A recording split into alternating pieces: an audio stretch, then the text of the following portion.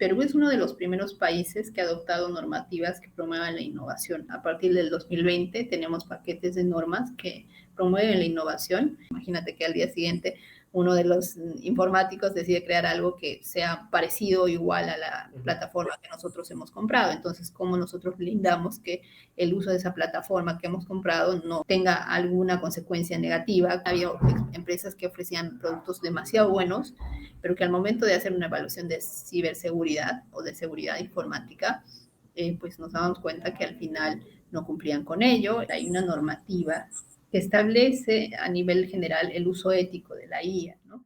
Atrévetech, tu podcast de tecnología y desarrollo personal, con Max Mori.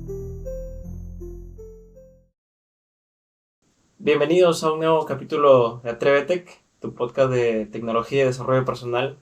Hoy tengo el gusto de tener como invitada en un programa, digamos que vamos a cruzar dos especialidades bien interesantes y que quizás no muchos han escuchado de esta combinación. Y bueno, es una muy buena oportunidad para que este sea uno de estos primeros canales en el que podamos pues conversar a respecto de ello, ¿no? Bueno, la invitada al día de hoy y con mucho honor y con mucha gratitud de tu disponibilidad, Mayra Ariñez Vera, abogada de profesión y Legal Tech, ¿no? En su especialidad, pues dirán, ¿no? ¿Qué mezcla tiene el Legal Tech? ¿Por dónde viene esta situación o qué significa? Ya Mayra nos va a comentar. Agradecerte, Mayra, por tu disponibilidad nuevamente y pues cuéntanos un poquito sobre ti y vamos entrando en materia. Claro que sí. Muchas gracias primero por la invitación, Max. Y un saludo a todos. Sé que esta entrevista es una entrevista un poco peculiar porque vamos a hablar de términos quizás nuevos para la audiencia que tú estás, digamos, enfocando, pero sí que es cierto que son temas muy transversales a todas las ramas, ¿no? Entonces, un poco sobre mí. Mi nombre, como bien lo dices, es Mayra Ariñez. Tengo una especialidad en Legal Tech por ESADE Business School. Soy abogada y tengo una maestría en Derecho Corporativo en la Pontificia Universidad Católica del Perú. Eh, Tengo la especialidad ya hace más de 8 años y soy abogada por más de, vamos a decirlo así, 13 años. Wow. Sí, bastante tiempo. Entonces, pues sí, mi carrera se basa entre Lima y La Paz, Bolivia. Inicialmente estuve trabajando para instituciones como es el BID, en temas de proyectos relacionados con la automatización de sistemas y softwares del ámbito tributario. Eso quiere decir, digamos, que lo que automatizábamos tenía que ver mucho con las tareas del abogado, pero también de la gente que es técnica. Y bueno, así comienzo mi carrera por el Legal Tech, sin darme cuenta en ese momento, te estoy hablando del 2011, ¿no?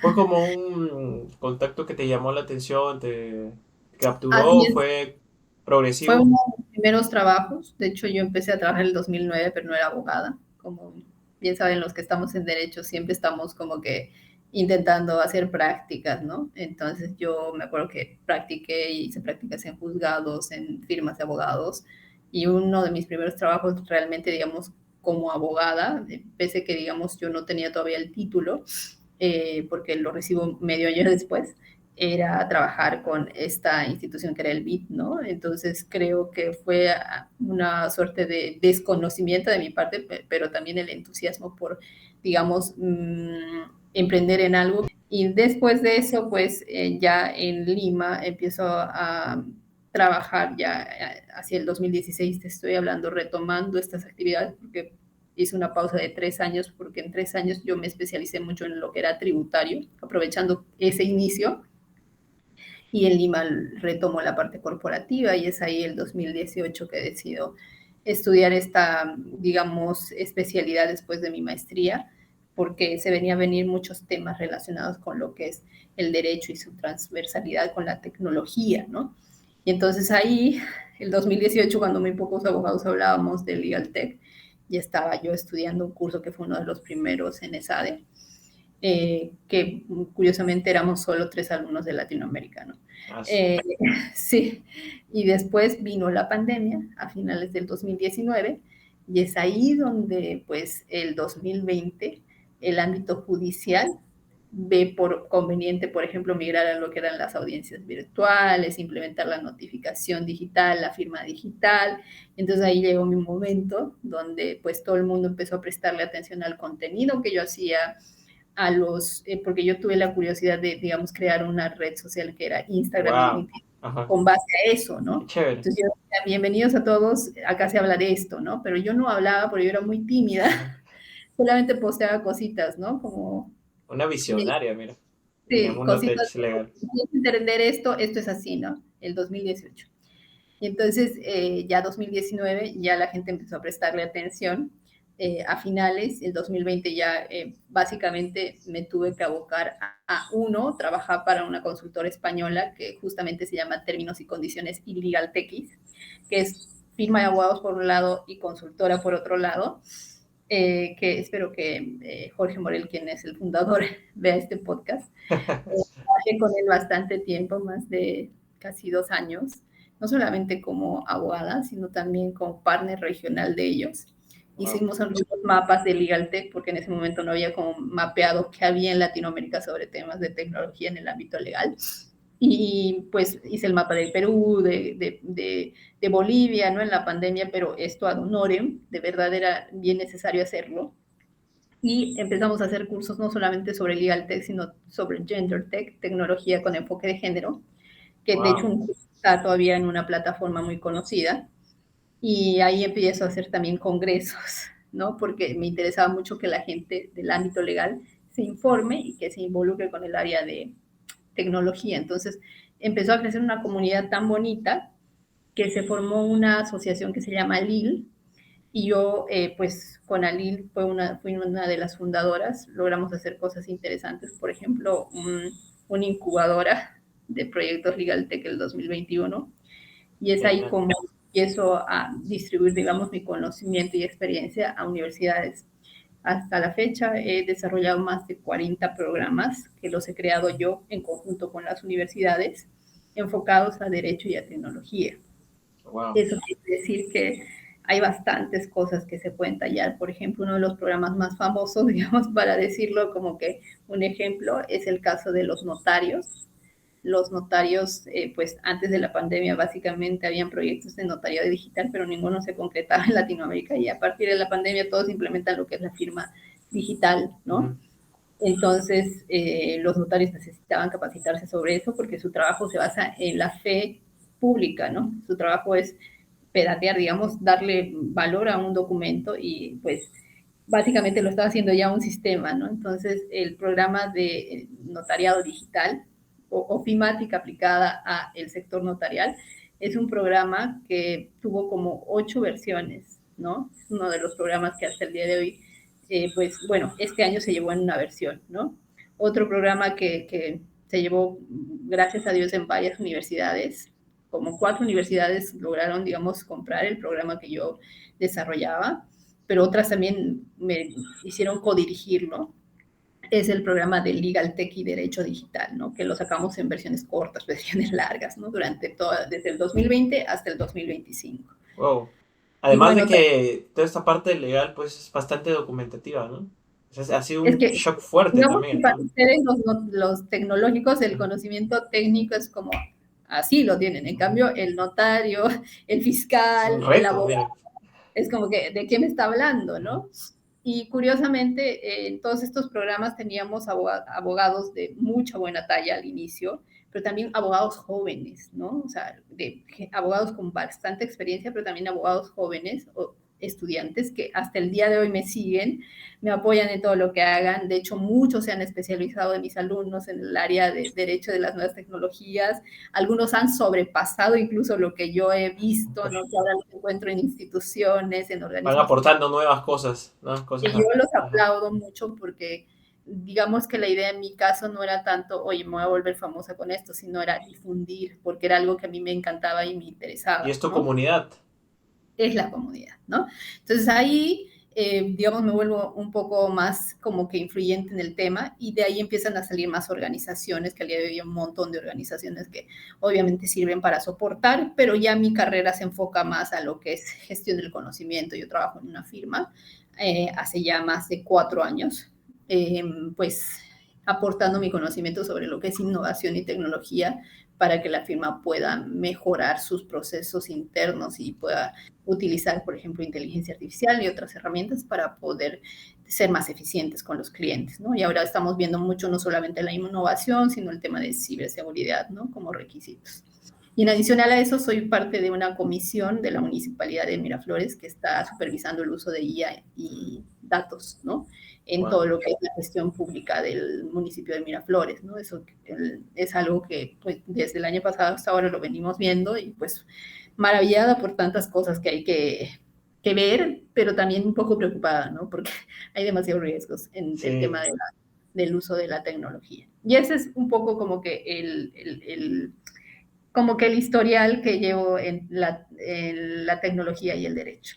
Qué bonito, qué chévere y qué interesante. Me ha dejado con dos palabras del término de innovación, ¿no? Porque leo Innovation Legal y Legal Tech.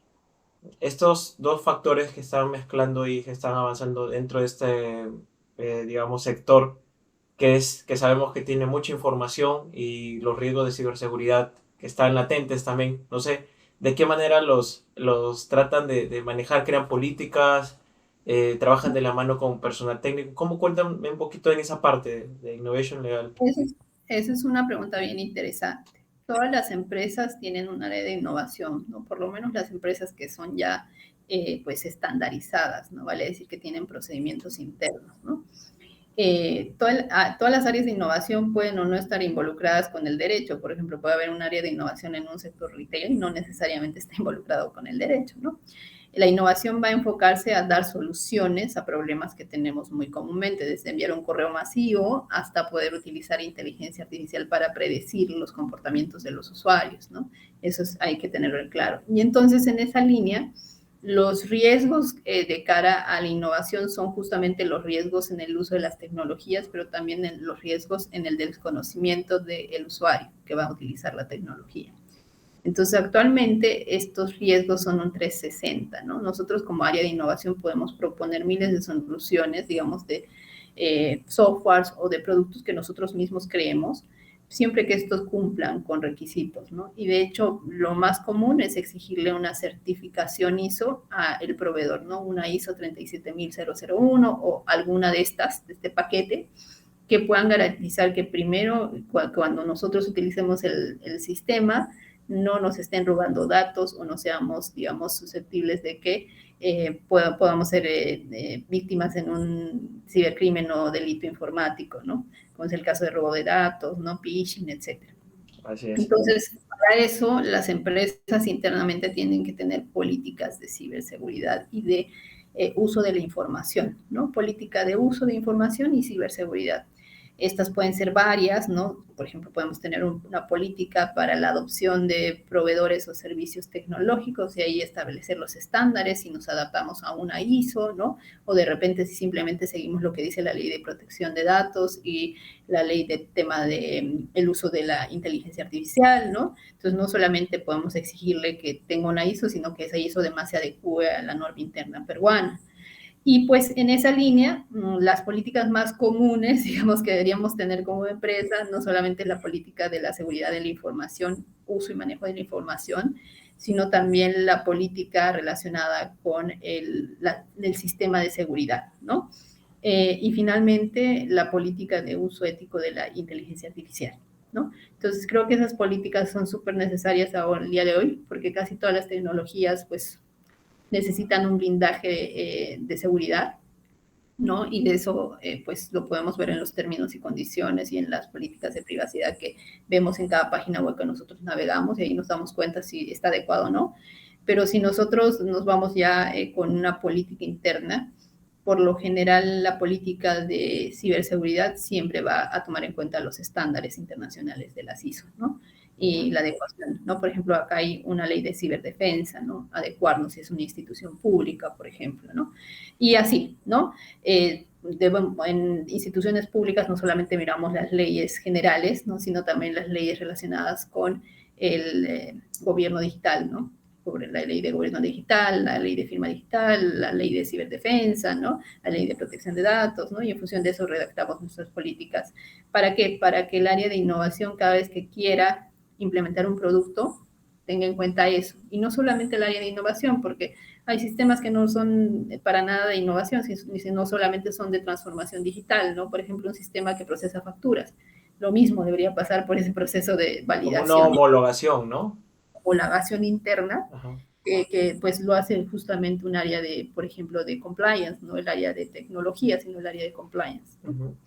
Respecto al derecho digital, ¿cómo se está manejando un poquito ello, no? Porque sabemos que toda la implementación tiene, digamos, dos caras de la moneda, ¿no? Una parte muy positiva y otra parte que también es como que las personas que lo quieren usar para mal encuentran esos vacíos y lo realizan, ¿no?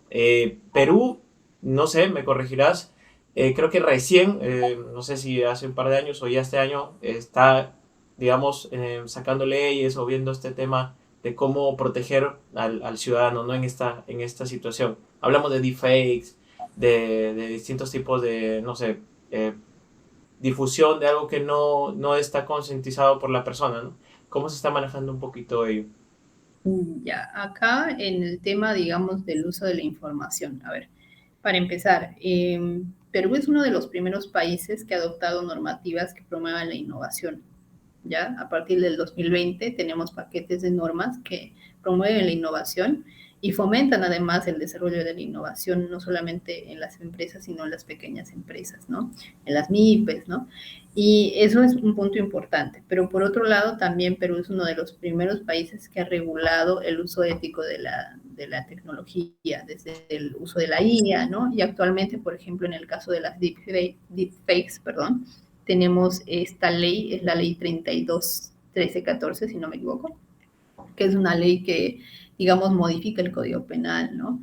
Y la ley de delitos informáticos, incluyendo sanciones específicas para aquellos delitos cometidos mediante inteligencia artificial, ¿no? Incluidos los deepfakes, ¿no?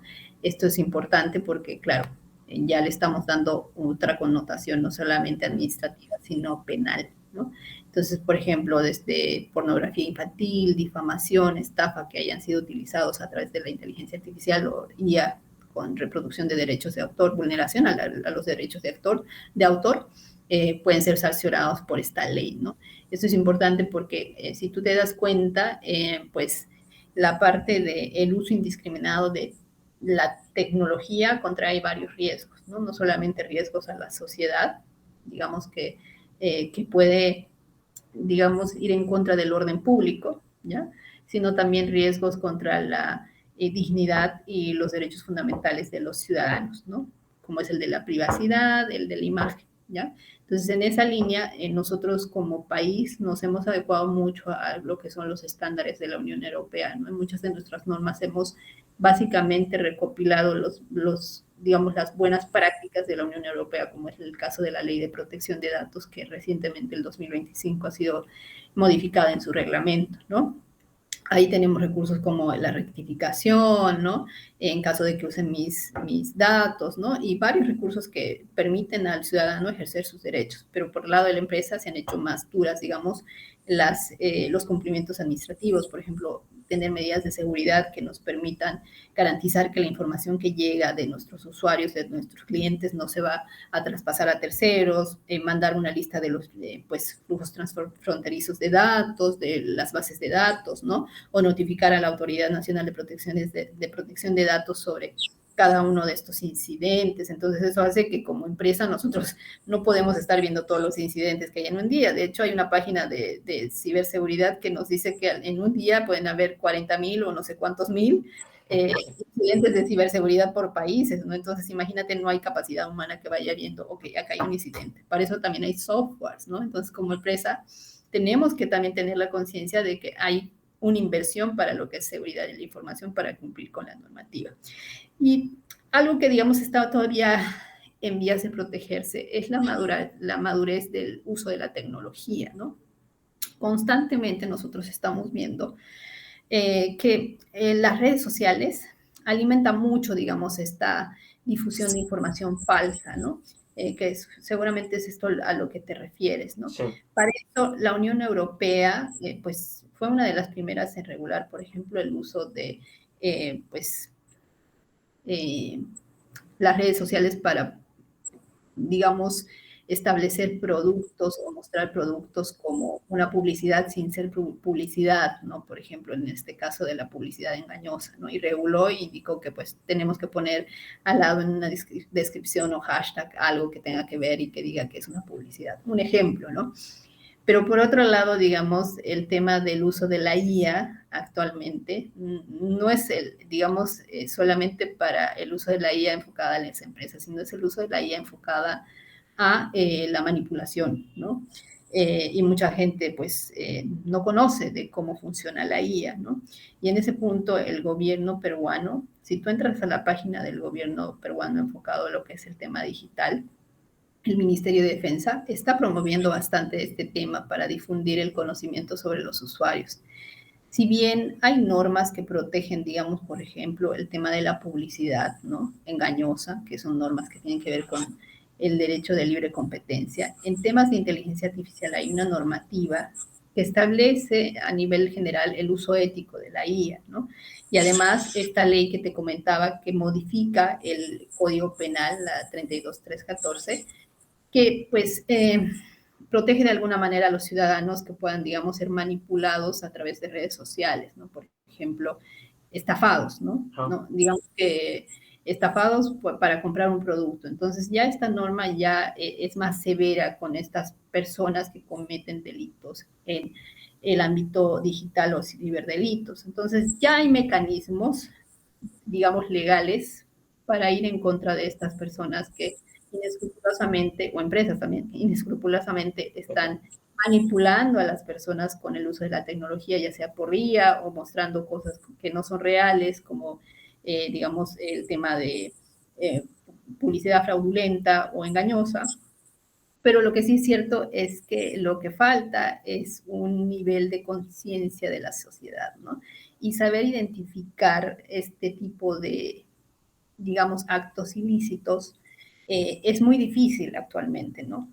Precisamente porque las redes sociales, en este caso en Latinoamérica, están ilimitadas a los ciudadanos, ¿no? A diferencia de la Unión Europea, donde ya hay límites sobre el uso de las redes sociales, ¿no? Ahí entra directamente, ¿no? En la Unión Europea. Está poniendo bastante trabas a varias redes sociales. Exactamente, lo que hacen es bloquear, digamos, algunas redes o bloquear algunas funciones de las redes o ponerle más sanciones más severas a los, digamos, dueños de estas empresas como es Meta, ¿no? Como es TikTok, para que ellos sean quienes al final regulen y bloqueen estos contenidos que puedan generar, digamos, no solamente manipulación social, sino conflictos o atentados a la orden pública, ¿no? Como es el caso de Estados Unidos, que también lo ha hecho. En este caso, en Latinoamérica, casi ninguno de los países tiene una regulación sobre el uso de redes sociales, o sea, sí de manera general, pero no específicamente sancionando a los entes o a las empresas que son las titulares de estas redes sociales, ¿no? Son los dueños. Ahora bien, la Autoridad Nacional de Protección de Datos, digamos, sería una de las encargadas de sancionar, por ejemplo, cuando uno comparte los datos en redes sociales con una empresa, pues, y de repente te das cuenta que pues esta empresa ha vendido tus datos, pues es la autoridad finalmente quien tendría que tomar cartas en el asunto. Pero este es un tema solamente de datos, ¿no? No solamente estamos hablando de datos, estamos hablando de manipulación, de pornografía infantil, etcétera, ¿no? Entonces, que son delitos y al final en este caso hay una, digamos, dentro del ámbito penal, hay una sección dedicada a la ciberdelincuencia, que por cierto en Perú ha sido uno de los primeros países en que ha, digamos, dividido la parte de la fiscalía para una fiscalía especializada y también la policía, un espacio especializado a lo que es la ciberdelincuencia, ¿no? Eso creo que es un avance. Pero, como te digo, más allá de lo que se puede hacer como autoridades, como legislación, están los mismos ciudadanos, ¿no?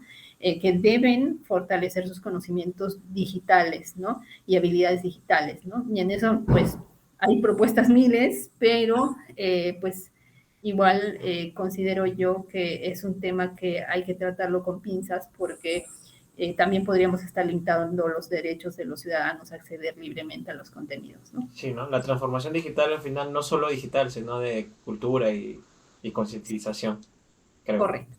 Sí, genial.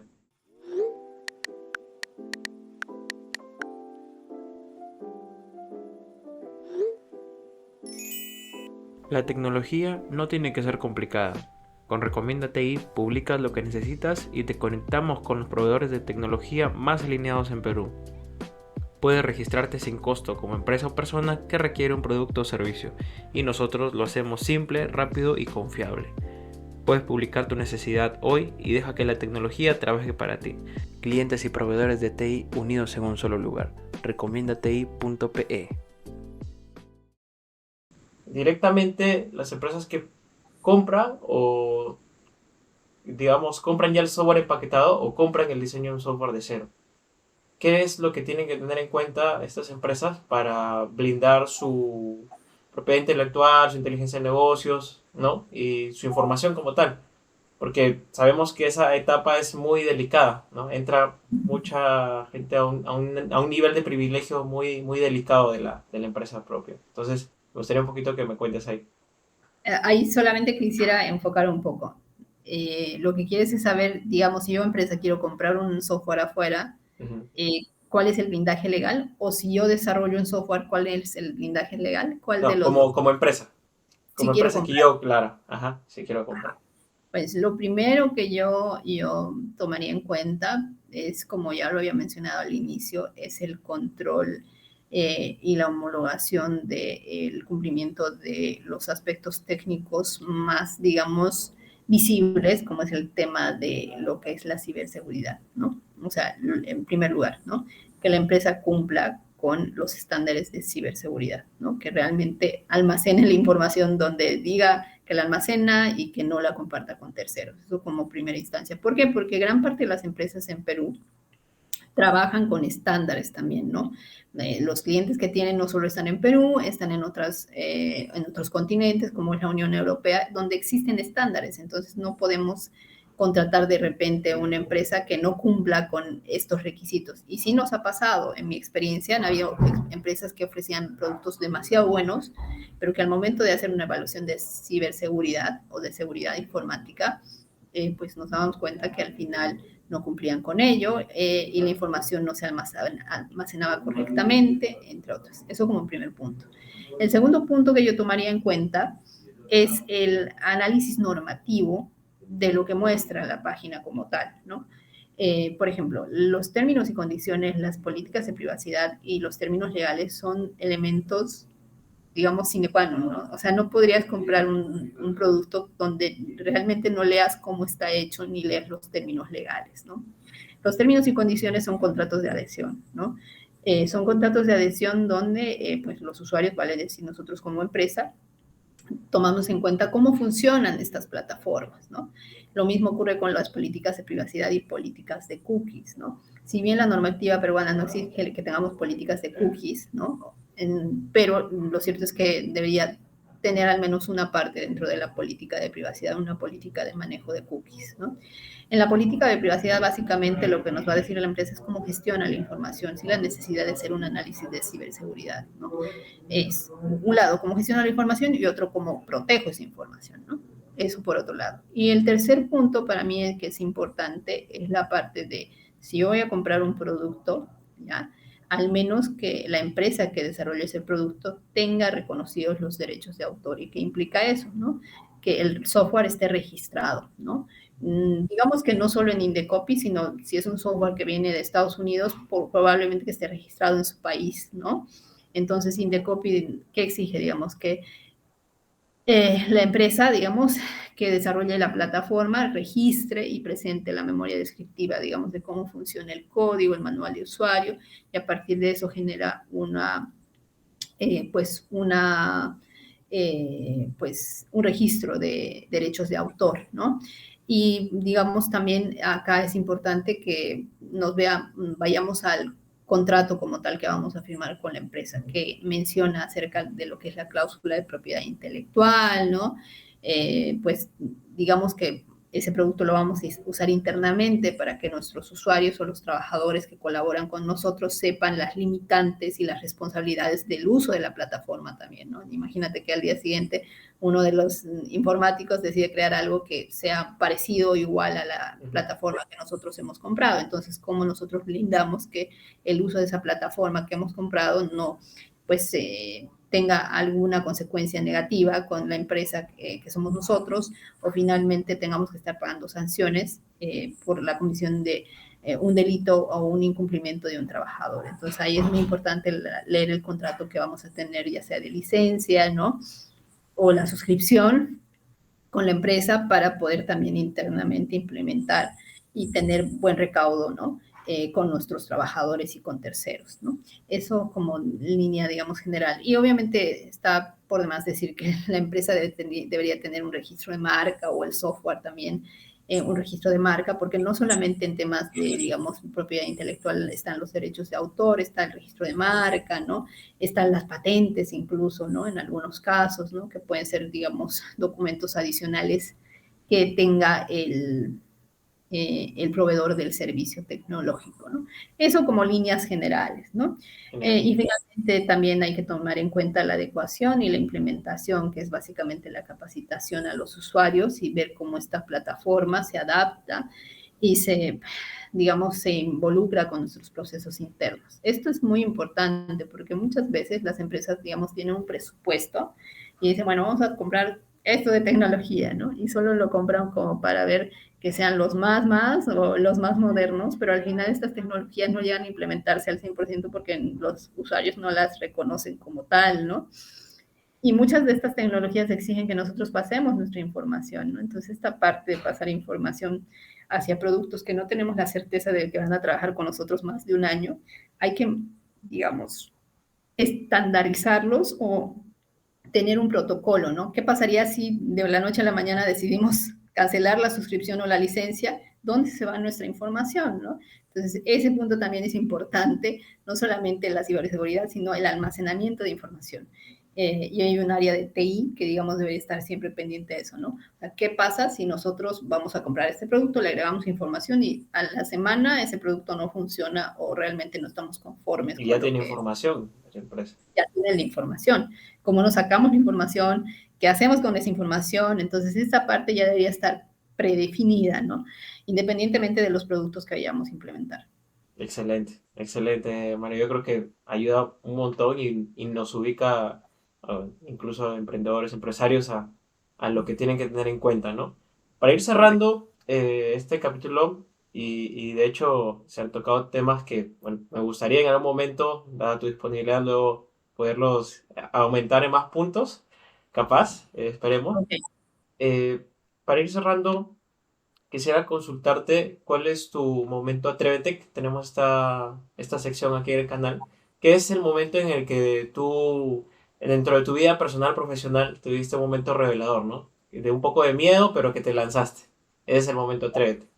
No sé si nos podrías compartirnos Mi el momento tuyo. Atrévete, sí, he tenido varios momentos Atrévete, de verdad. Pero porque mi mismo perfil es un perfil innovador, así que siempre estoy como que intentando cosas nuevas. Pero uno de los momentos que ha sido mi momento Atrévete, donde más, digamos, bueno, son dos, voy a contar los que más me Genial. hacen sentido, ¿no? El primer momento fue moverme de país, ¿no? O sea, para hacer la maestría y para poder nuevamente comenzar de cero en un área que no conocía, ¿no? Que era el área corporativa. Entonces yo estaba en un área tributaria, en el sector público, en otro país, digamos, haciendo proyectos, y luego me pasa, digamos, por la mente que necesito hacer una maestría, y pues la hago y me posiciono, digamos, en un ámbito nuevo, que era el área corporativa. Y eso da paso a justamente el 2018 retomar mi amor por la tecnología, que digamos lo había dejado un par de años.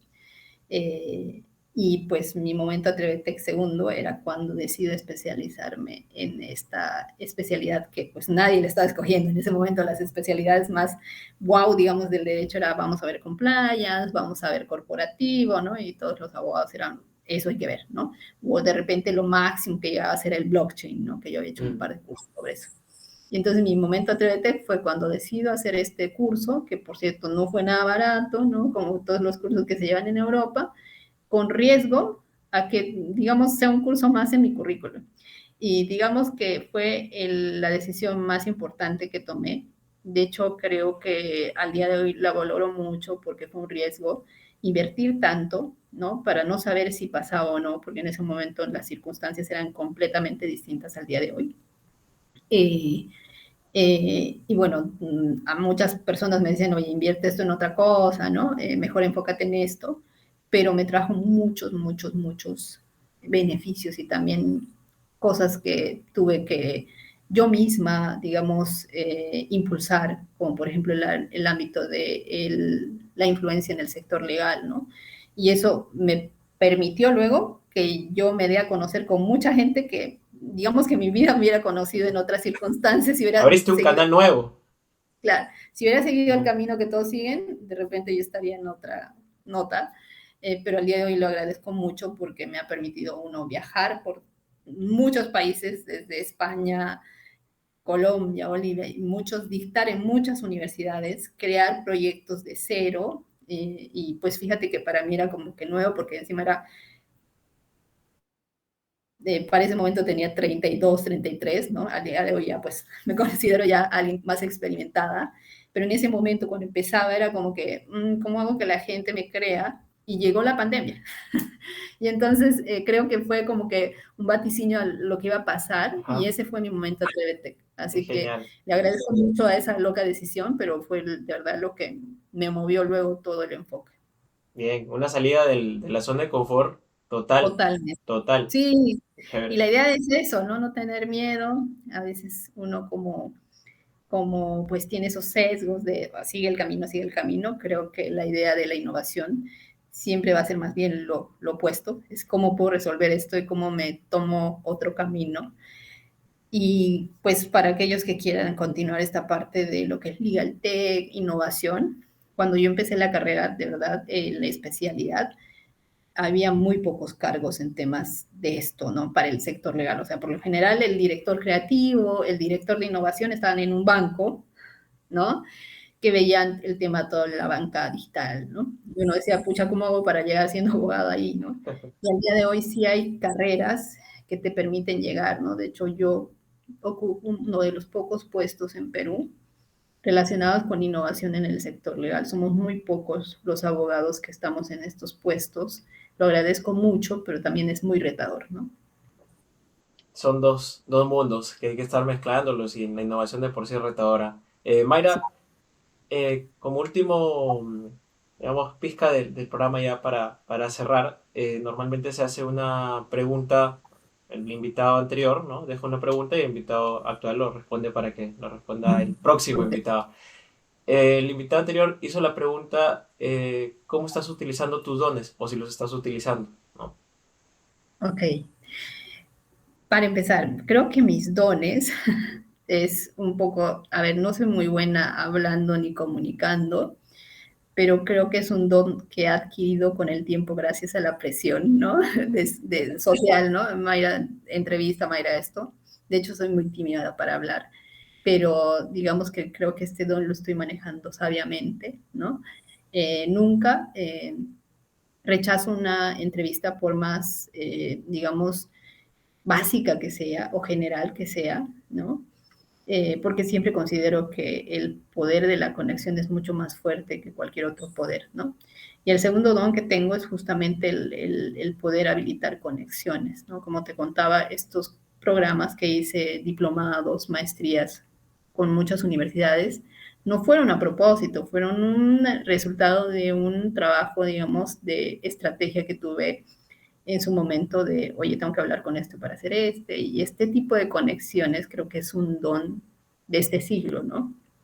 Que puede sonar, oye, Mayra, te gusta mucho el networking, creo que no es networking, es básicamente ser estratega para poder lograr lo que uno quiere. Y en mi caso, lograr no era algo para mí, ¿no? Era difundir algo que era muy necesario en Latinoamérica, pero que al final de cuentas también tenía consecuencias positivas para mí. Entonces, como tercer don es justamente siempre donde vayas, aporta no para ti solamente, sino para todos, ¿no? Entonces sea un poco, si quieres decirlo, no sé si altruista o sea un poco más caritativo con los demás, porque no todos tienen tu visión ni tus oportunidades, y en la medida que tú ayudes y des, vas a recibir, ¿no? Entonces, esos 3 dones para mí son fundamentales, ¿no? Comunicación, estrategia y dar, son como que los 3 que yo siempre lo uso en todo, y de verdad que he tenido buenos resultados.